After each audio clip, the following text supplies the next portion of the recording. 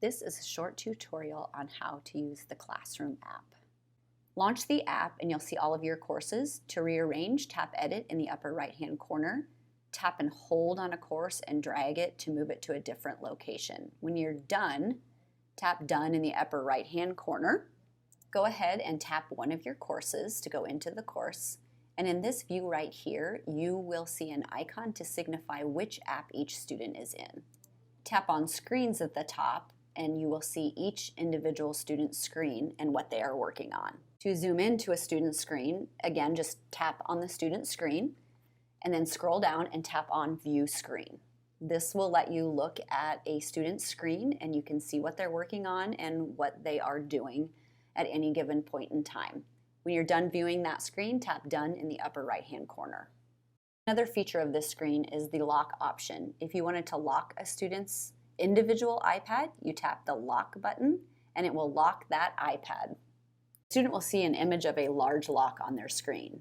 Go ahead and tap Done, and then to unlock the student screen, tap Unlock at the top and then unlock once again, and you will unlock the screen and they'll be able to use it freely. That's how you work with an individual student iPad. Clicking anything at the top will affect the entire class. So if you're wanting to lock all of the iPads, click Lock at the very top and it will lock all of your student iPads, giving you a chance to redirect or give them direction. Tap Done and then to unlock, tap Unlock at the top again, and it will unlock the iPads and you can once again click Done. Another feature we can look at the top is how you can open an app for students and it will send them all to the app at once to get them into the app quickly, and you can even lock them into the app. So for example, if they're taking a test, down at the bottom you'll see Lock in App After Opening. Slide that on, then tap the app you'd like to lock them into. It will send them to the app immediately, every single iPad, and it will lock them in that app until you unlock it. Once you do that, you tap Done, and you can see that most of the students are in Class Kick in this example. And when you're done with that, they are locked in, so you're going to have to click Unlock at the top again.